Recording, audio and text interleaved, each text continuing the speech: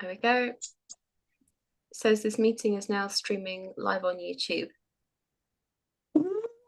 Wonderful. Now let me see if I can get back to, oh, there we are. Almost. I can almost see us. I'm going to see if I can see us as well. There we go. There we go. Says this meeting is streaming live on YouTube. Okay, I can hear my voice. There we are. Almost. I can almost see us. Okay. For some reason, it's kind of got a weird delay, but. Yeah, because we're live streaming. Streaming live on YouTube. Oh, I can see something. Here we go. I can see. I'm not going to open it. It might be worth closing your YouTube. Yeah, since we're live streaming. Streaming on YouTube. Oh, I can see something. Here we go. I can see. I'm not going to open it. So, Leann, it's probably best if you close your YouTube tab, because I can just hear the echo in my ear and it's quite distracting. Okay, let's see. Close the YouTube. I don't know. No. Isn't because have you got YouTube open in another tab? It just shows the live stream tab. Great, okay, because I can't hear anything now. What I was meaning was, did you have YouTube open in another tab? Because I could hear the playback. On my phone, it's completely muted and do not disturb it. Can you hear me Great. now? Once? Yeah, I can hear you now. Yeah. It's just because I could hear us talking.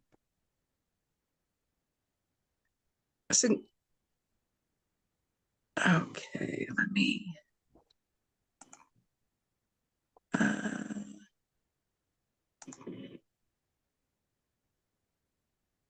Okay, maybe that'll work.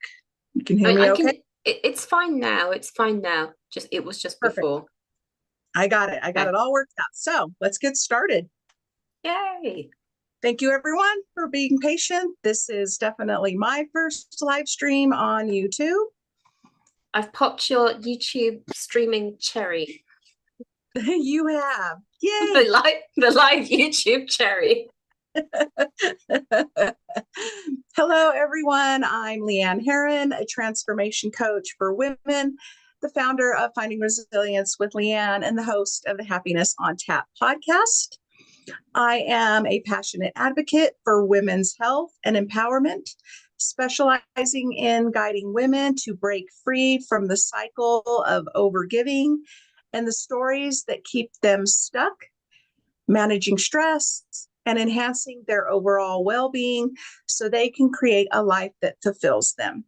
My beautiful co-host is Lucy Rowett, a certified sexologist, sex and relationship coach, and the host of the Naked and Unashamed Life podcast. Lucy is passionate about helping women and people with vulvas let go of sexual shame and hangups and embrace the pleasure to create the passionate relationships they have always desired. Today, we're diving into what it really means to reconnect with the body, feel safe in pleasure again, and come back to life one breath at a time. Hello, Lucy. Hello. I love the last bit when you said come back to life one breath at a time. And I think what would be really cool, would you mind, shall we take a breath right now? Just literally just one breath into the belly.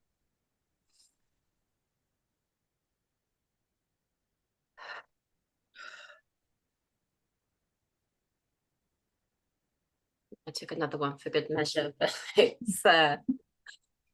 was something I was chatting with my colleague and friend Shawnee Love a couple of weeks ago, and when we did it, he started with that, and I keep forgetting, and I remembered that again, and it's something that's really useful for lots of things, and it doesn't have to, we often think that like grounding or meditation has to take like a long time and a lot of concentration, but by just literally taking one breath, that's it. And it's a really great pattern interrupt. It's a way of interrupting whatever your thoughts are doing and your brain is doing best. And it doesn't have to take much or any thought. It doesn't have to, because I like to keep things quick and dirty when it comes to doing exercises, because I'm more likely to do them and remember them. I agree. I had a chat and a podcast with a lady that's a holistic psychotherapist last week, and we talked so much about just the importance of breath, for calming anxiety, not just for grounding and meditation, like you said, but it is a very underutilized tool that we all possess and that we can all use anytime, just to bring us back to calm. Yeah. I have like an on-off relationship with breath work. I think it's still something that my body doesn't always agree with, but I do resonate with taking one breath or taking a couple of breaths or noticing where my breath is going. Because it's free and it doesn't cost anything. We don't have to do anything fancy. I like that some of the exercises don't have to take a lot of concentration or thinking. It's literally just one breath. And it's also really useful, especially if during sex you're dissociating or your mind is just doing whatever your mind is doing, or you're thinking, oh my God, am I doing it right? Am I making the right noises? Are they having a good time? Whatever. Just remembering to take a breath into your belly during sex could be a really simple way of taking you out of your head and back into your body again. Absolutely agreed. So today we're going to talk about, and you came up with this wonderful topic, from numb to turned on, reawakening pleasure in your body. And I've been so excited for this topic. We can just kind of get it started. And, I know it's something that you really focus on with the women that you work with. Yeah. I mean, like, where can we get started with this? And as we're getting started, my brain has gone blank, which is very, very typical.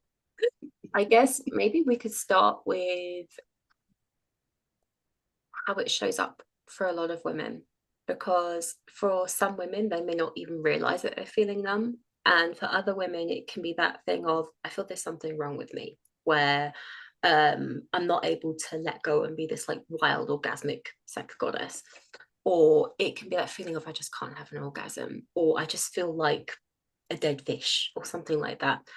And I think it's also really important to kind of talk into why this happens in the first place, because for a lot of women that I've worked with or that I speak with, they might have been trying various different exercises to try and wake themselves up or to feel more pleasure. And maybe they've gone to some tantra workshops, or they've worked with a tantric body work, or they've tried these exercises to try and wake up their eroticism. And sometimes they might have really been helpful and really worked. Sometimes they might have found that exercise that kind of is that inroad. And then other times it hasn't worked. And then they kind of, it from my experience, it just reinforces that feeling of, well, there's just something wrong with me. I'm broken. I'm just beyond repair, especially if they're married and their husband is kind of basically saying, yeah, it is your problem. And I want to say, you're not broken. You're not mad. You're not any of the things. There's a very good reason why that's happening. Should we speak into that? Yeah. One thing that I know from working with clients, and even, for myself, that one thing I recognize about why I go numb, or why other women kind of go numb, is it's that survival mode. And I think for many, you can try throwing all kinds of things at it to fix the problem. But if you don't get to the root cause, it's just like any other modality. Like you're just putting another Band-Aid on it. But if you get to the root cause of like why we go numb, so like I said, survival mode, chronic stress, trauma, people pleasing, over-giving, shame, around pleasure and desire. Yeah. I think we have to focus on doing the work first before throwing a Band-Aid at it. Yeah, and also the way that I come at it from is it's changing the mentality from I've got to fix it because there is something wrong with me. And like it's very subtle, and this very much exists in the world of medicine and the world of a lot of therapy and personal development. It's this mentality of I am broken, this has to be fixed. And the way that I want to shift it to is actually everything within your body and your mind is working exactly as it's supposed to be, meaning your body is trying to protect you from a threat. And whether that threat is still happening or whether it's in the past, or maybe it's a bit of both, it doesn't matter. But actually, everything is working exactly as it's supposed to be working. It's shit. It sucks. It doesn't feel good. But your body's gone into freeze response for a very good reason. And I remember when I first did my first trauma awareness training, where we really went into polyvagal theory and understanding the nervous system. And I'm not a nervous system expert by any means, but I really liked this. One of the trainer called Catherine Hale was saying that what if we could even thank the nervous system, because it's doing exactly what it's designed to do. It's evolved over many thousands of years as humans, as mammals, which is to keep us safe and to try and keep us alive. And it sucks, and it's not serving a purpose now, but it's actually doing exactly what it was designed to do. And what would it be like to even thank the numbness, to thank the freeze, because it's trying to keep us safe. And maybe for a lot of women, there wasn't anybody else to keep you safe. And so your body was doing exactly what it was supposed to do. And then we shift out of, like, the way I see it also is like, I'm trying to fix myself. Like, come on, there's something wrong with me. I need to keep doing things. And like, it's like if you have a very frightened cat or frightened dog and they're sitting in the corner and they're cowering away, do you think that yelling at that cat and dog, well, any animal, do you think that yelling at that animal and saying, what's wrong with you? Why won't you? Will that make them feel better? No, it won't. And I know that most of us, myself included, are experts at beating ourselves up and telling ourselves how wrong we are. And just remembering that actually everything is working in the way it's supposed to be working, because my system's perceiving a threat, it takes the blame out of it, and it takes the shaming of there is something wrong with me. And that can sometimes be a huge shift for a lot of people. Yeah, I know that for me as well. And I liked your little scenario with, the dog or the cat. And yeah, you can't yell at something and expect it to go into submission or to do what you want it to do. And in, the state of being in fight, flight, or freeze, you can't expect your body to feel pleasure if it's not feeling safe.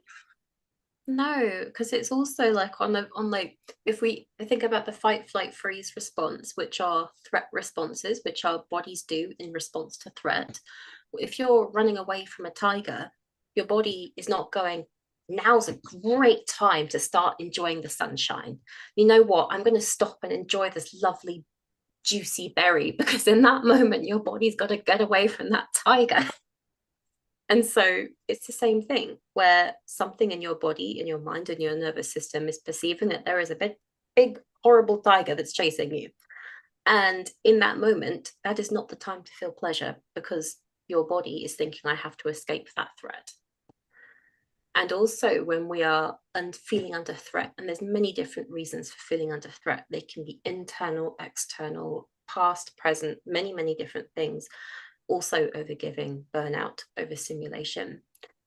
Well, it means our body, the way I often feel it is my body often kind of tenses up. And sometimes we don't realize we're tensing up. But I know especially for a lot of women, we can be holding a lot of stuff around our pelvises, around our uteruses, reproductive organs, pelvic floor, and not realize it until we start to tune into it. And again, when there's a lot of bracing and holding, also on a very physiological level, the blood can't fully flow. and we don't have a lot of blood flow. So it's all different things. When we are in a state of chronic stress, of all the chronic things, of course, our body's going to be holding tight, and it's going to be very hard to feel pleasure. So again, you're not broken. There's nothing to fix. It's your body is detecting threat and is feeling stressed. What about some compassion there? And I'm absolutely saying this for myself as well, because beating myself up is also my default until I spot it in time. Thanks for bringing all of that up. I've tried to explain exactly what you were saying. Like if you're in a trauma response, that blood flow, that tightening, we don't always realize that that's what it is, that we're in a trauma response. But even, like having the ability to lubricate, to relax, to feel pleasure, to feel desire, that doesn't happen when you're in that state. No. And it's also the spine, because it's also thinking about when you're mom. The way of describing it was on the tip of my tongue and it did not come out of my mouth. The image I had is also when you think about the spinal cord that connects the brain all the way to the genitals. When there is stress of various different forms, internal, external, that's going to interrupt the messages that are sent between the brain and the genitals, which means, again, there's going to be difficulty lubricating. There's going to be difficulty feeling things. There can be all sorts of things that kind of mess up with the phone reception. And again, it's not that you're broken, it's there is stuff in the way and your body is responding in the way it's designed to respond, which is to protect you from threat. And I remember Catherine, she was saying, and actually it's a sign that your body's working and it's doing the job it's supposed to do because you're alive. It's working, you're alive, it's here, your threat responses are doing exactly what they've evolved to do. And I remember when she said that, I think a lot of us laughed. It was like, yeah, it has worked because I'm still here. My threat responses are working. Just now it's different ways of how can we start to teach the body that we don't have to do that anymore. Yeah. And not feeling shame, but compassion. Yeah. Love that, compassion. It's the idea of treating yourself as your own lover. And there's a whole thing about talking about self-love, and that's a tricky one, especially as sometimes it's difficult to conceptualize it. And this has been a lot of my own process the past few years. And the way I've processed it myself, it's being as much my own ally as I can and having my own back as much as I can.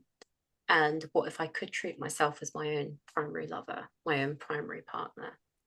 And it's not like I've got it perfect and I've got it sorted either. I still go through cycles of really beating myself up for many different things until I realize I promised myself I wouldn't do that. And you get to be your own primary lover. I don't know, and your own primary parent. I mean, they can get a little bit confusing on the inside. Are we lovers or parents to ourselves? We can be both. We can be our own everything. And starting to create more of that safer space within ourselves first. Yeah, there's a lot in that. And we were talking about like other things that cause us to go numb. You mentioned like burnout from over-giving. Yeah.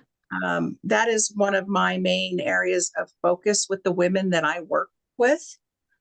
And that including myself, who did it for a lifetime, women are especially conditioned to put everyone else first, to be the nurturer, to be the fixer, to be the strong one. And when you're pouring from an empty cup for so long, eventually your body says, enough, we're done. You disconnect because there's no room left to feel. Yeah. And, that disconnection goes back to, trauma response. It just becomes a form of self-preservation. Yeah, and it also, and when you were saying like we have to be the nurturer, the giver, the everything, and then also be the sexually libacious sex rabbit as well, as soon as the husband says so, and like pressure much. And it's all of these roles in which we are told we should be, and then losing that connection with who actually am I, what actually does feel good to me. And the unlearning over-giving, it can take a long time sometimes, because also it is expected, it literally is expected of women to be the givers. And we see this in society, in the media, that anytime a woman isn't the paragon of virtue and nurturing and loving, gentle kindness, she's a bitch. And we see this in the way that female politicians are critiqued in media personalities. So it's not a you problem. This is a society problem. And I just wonder, in trying to bridge that gap between stepping out of that over-giving, it's one of the first things that I explore with my clients is, how does my body tell me it likes something? And how does my body tell me it doesn't like something? And I see this as the kind of foundation into how we can step out of that performing or out of that numbness and into that connection again. Is that your experience with your clients as well? Mm-hmm. Yeah, and teaching them just how to listen to their body. Yeah. And there's so many layers and steps to going from being an overgiver and a people pleaser and coming out of burnout and reconnecting to self. There's a whole lot of layers. Yeah. That took me a long while, because I'd spent the first 50 years of my life being raised to be a wife and a mother. Like, I wasn't raised to go to college or have this great career or do any of these other things. I was literally raised to bear children and take care of my partner and keep a clean house and go to work and, rinse and repeat. But I wasn't raised to have a voice. I wasn't raised to have personal wants, needs, desires, or pleasure. And, it goes back to sex education was never discussed in the house. And honestly, it was never even really discussed, like my pleasure with my partner, because it was all about their pleasure. And so there was a lifetime of reprogramming and understanding where those thoughts and beliefs and feelings and my identity even came from, and giving myself permission and knowing that I could give myself permission to want, need, desire, have pleasure, have a voice. Yeah. There's a lot.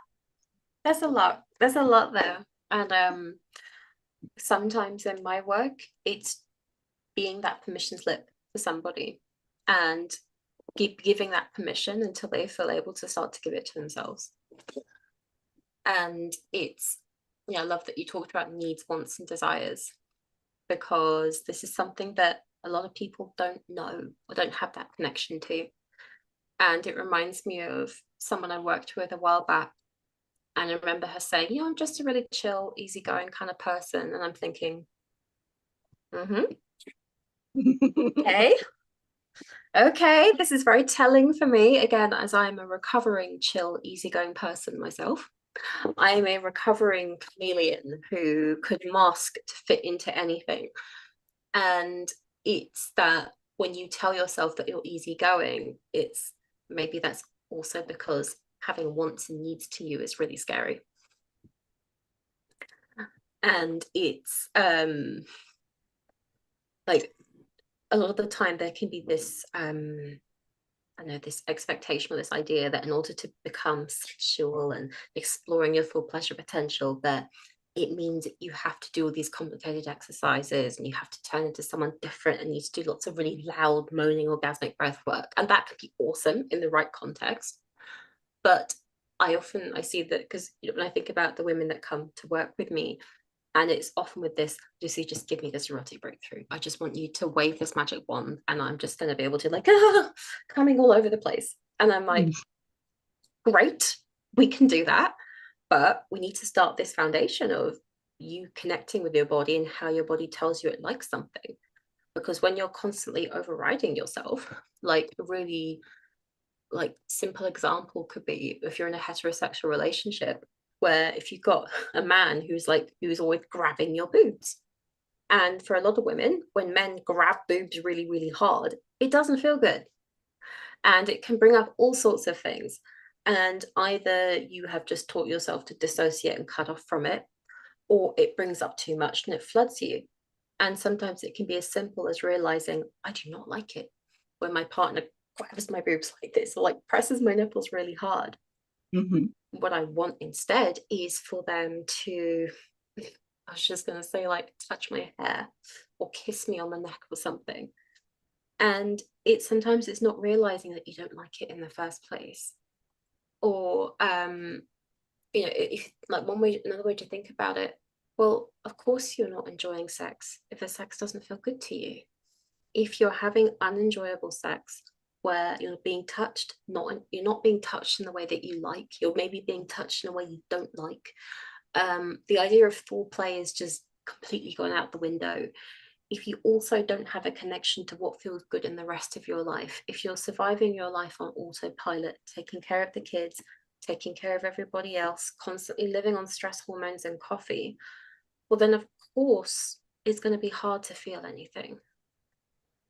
And it reminds me when I taught this workshop a couple of weeks ago at a Vienna festival, and it was on orgasms, and it was some guide practice I was doing, I can't remember which one. And one of the participants, she said she realized that all of her sex life was performing.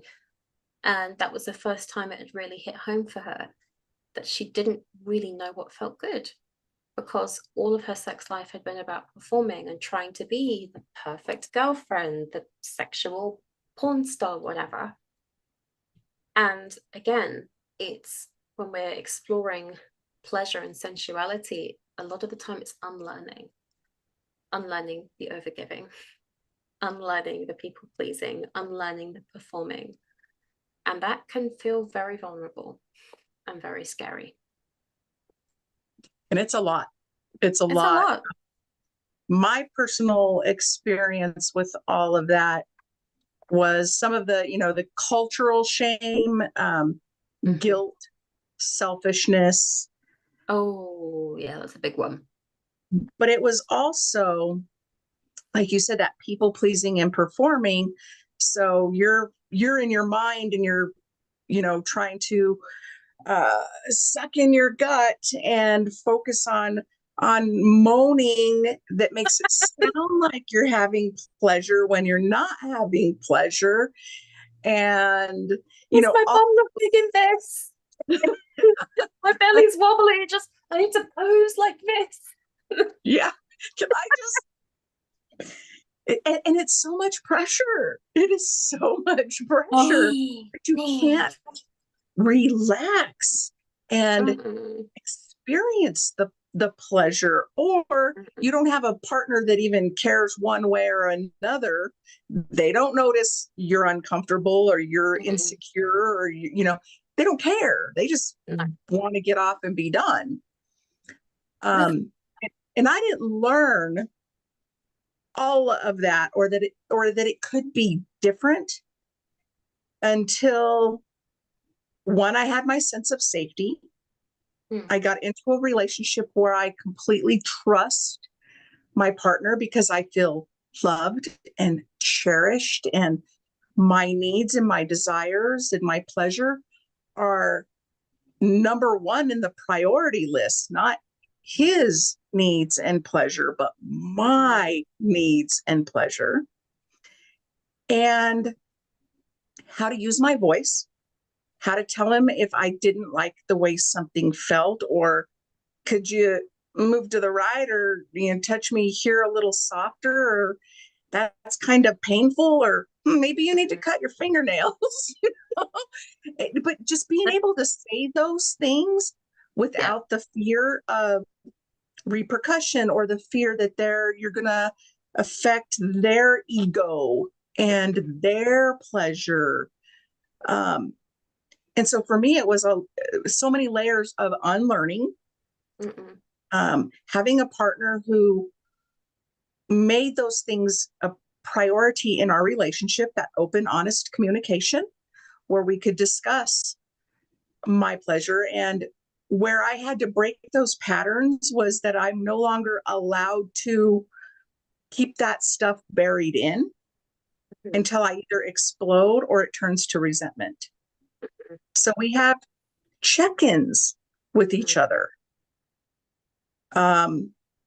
I have to bring something to his attention if there's something on my mind, and stop assuming he's a mind reader. I am forever thankful for discovering kink, because those 4 tenets of kink is what told me that my pleasure was important and expected. And, I could have a list of things that were soft limits, hard limits, maybe I'd like to try limits, and that we could sit down together and discuss those things in open conversation. Like 30 years of previous marriage, I never had one of those conversations. Yeah. And multiple orgasms. What the heck was that? Like, I didn't even know that was humanly possible, because I spent the first 30 years having one if I was lucky, and most of the time not even having one, because that wasn't his priority. So now to have a partner that I can relax enough into it to feel a pleasure so miraculous that my body can do that. And that I'm not tensing, or I'm not expected to stop because, he's done. We've been there for 10 minutes. We're done and over, and time to get dressed and clean up. Like, we can do hours of pleasure. And so it's out there. It exists. But for me, it was breaking down those identities, beliefs, thoughts, feelings, and giving myself, like you said, that permission slip to look at those things. Yeah, I love that. As you were speaking, I was kind of going on a journey with you there, in that stark contrast between what happened before and what is going on now. And it's, I think there's very much as much as the work that I do is about women on their own, either one-to-one or in a group, we have to understand the relational dynamic. And it's, there's so many factors that can go into it. But how much of you not feeling open to sex or feeling good about sex, how much of that is down to the relationship dynamic, where maybe you don't feel heard, you don't feel understood, you don't feel that you can open up to your partner, you don't feel that they, I was going to say care. A lot of partners do care, but that fear of rejection can be a big one. That fear, especially in sex, we are literally naked. We are the most vulnerable we could be. We are naked, legs open, all of the things. We're highly aroused. That can be super vulnerable. That can bring up a lot for us, and that fear of rejection can be super strong. And again, for some people, they really will take it badly, and then you have to really figure out whether that relationship is right for you. And for other people, or for other dynamics, it's just something that needs to be worked on with both of you. But it always starts with, do you feel, what's your relationship like with deserving, with wanting? And it often starts with starting that mindset shift of, I deserve this, I'm allowed this, it's my birthright, pleasure is my birthright. my sexuality, and I say sexuality, not sex I have with somebody else, my eroticism, my expression of my sexuality is my birthright. What I do with other people is very separate. Can I start to shift that mentality that I am worth it? I do deserve it. I'm allowed to.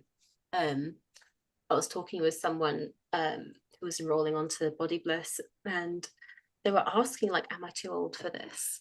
And that broke my heart, because it also feeds into that messaging around who is deserving and who isn't deserving of pleasure, as though there's some sort of police standing there saying, right, you've hit the age of 50, no more orgasms now allowed, orgasms are now illegal for you, which is absolute bullshit.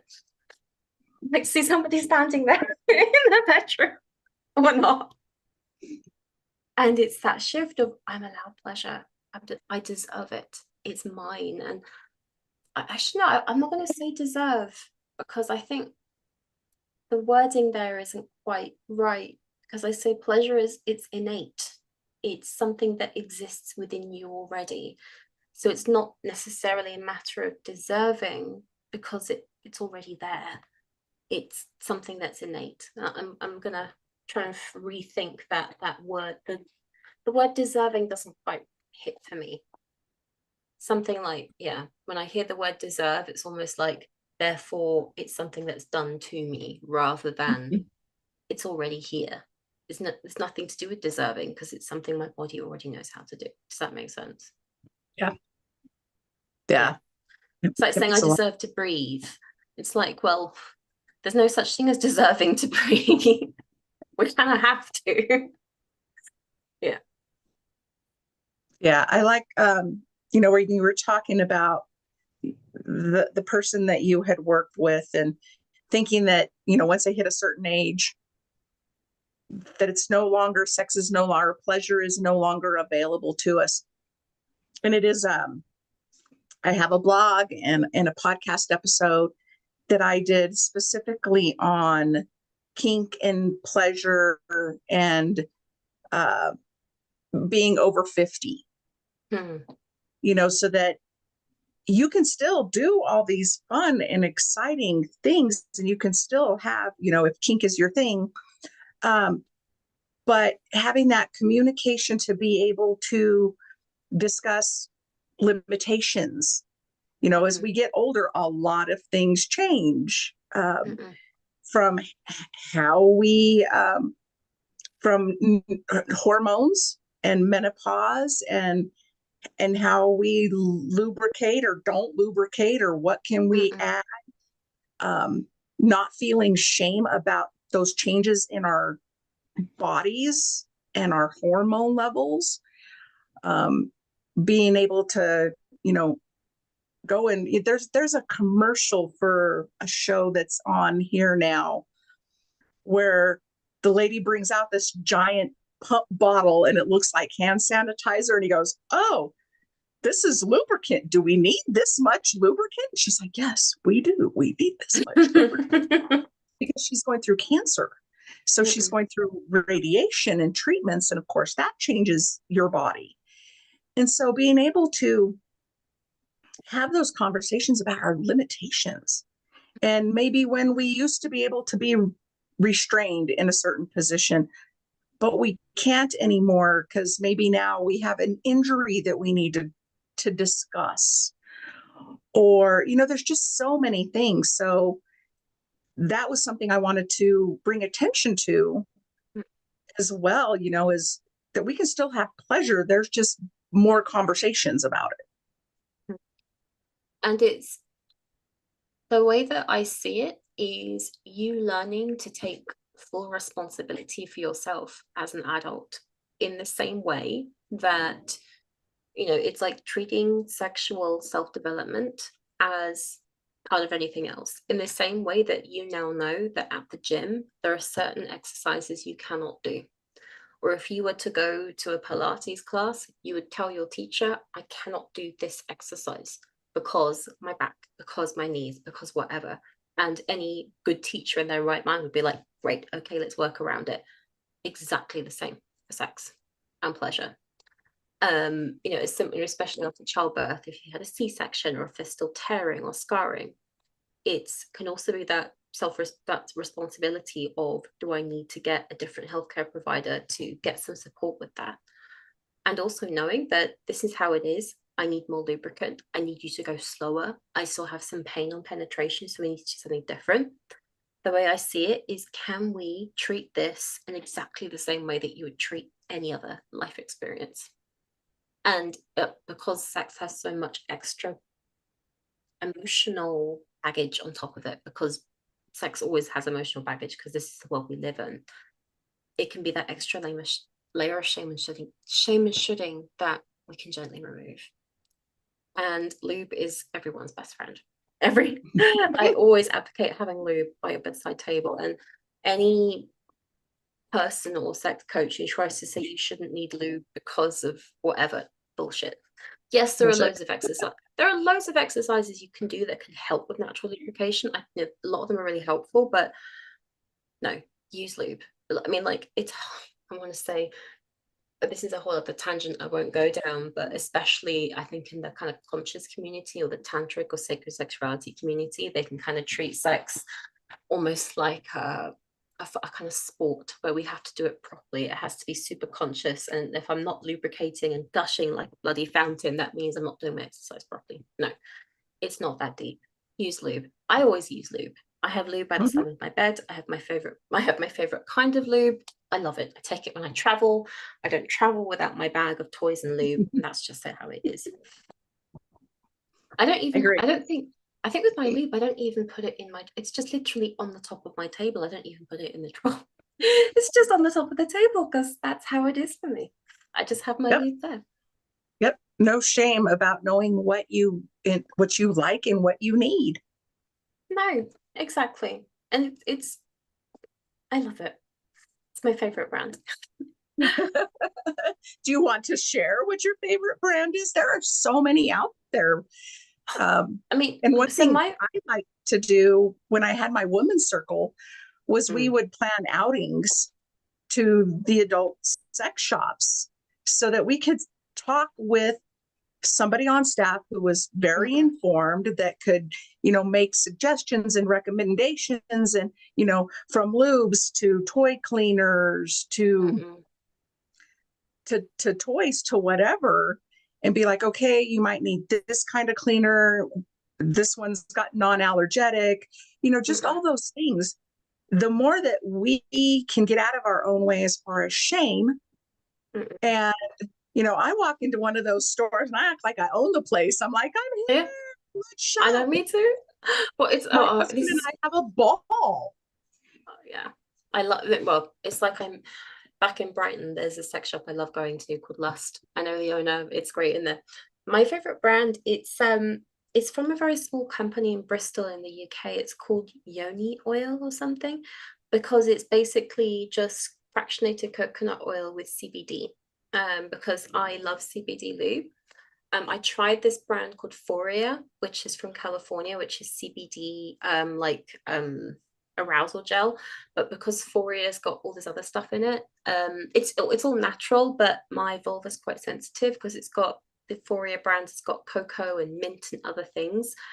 My vulva just reacted to it. So the Yoni oil, Yoni something, it's literally just fractionated coconut oil and CBD, and that works. I personally love oil because it's got you don't need to keep reapplying it. It's very simple.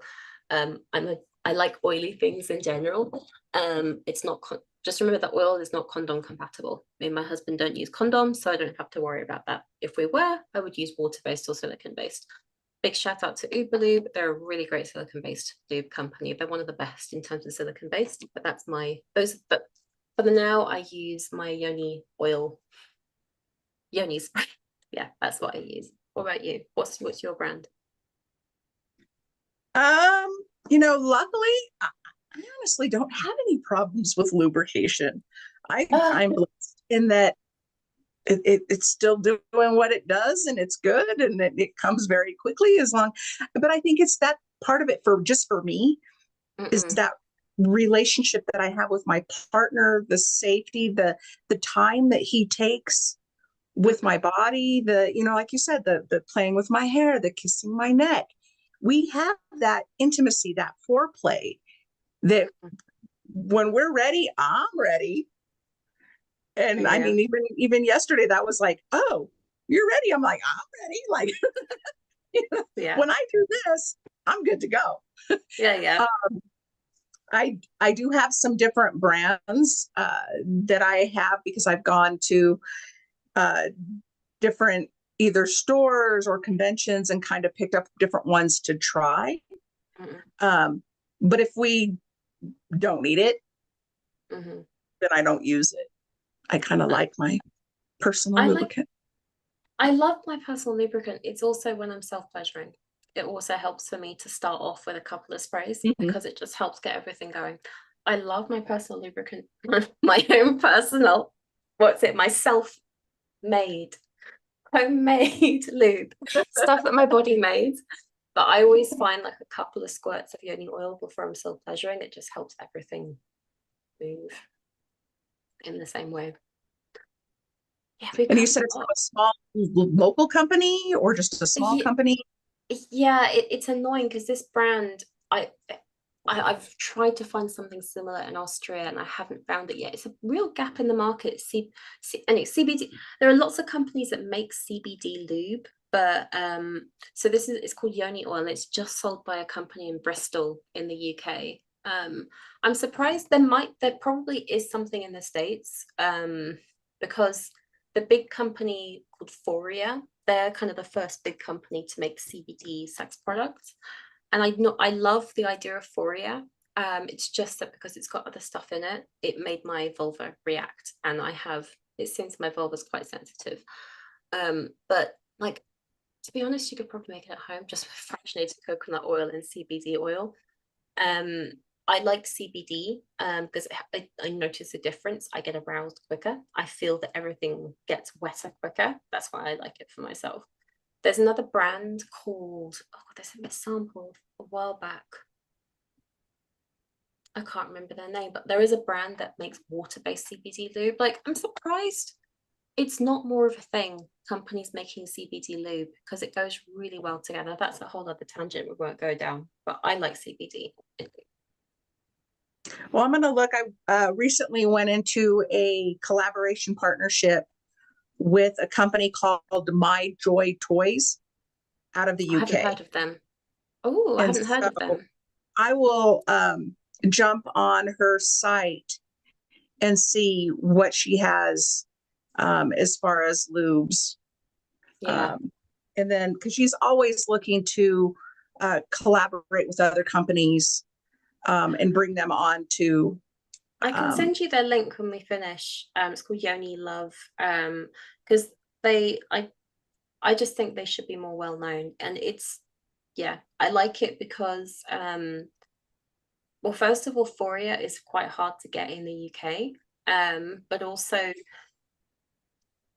CBD, but CBD it's everywhere and it's not that difficult to put it in lube. But I really like this company. It's called a company called Bristol CBD. I can send it to you, but that Yoni Love is my favorite. It's my go-to lube that I use.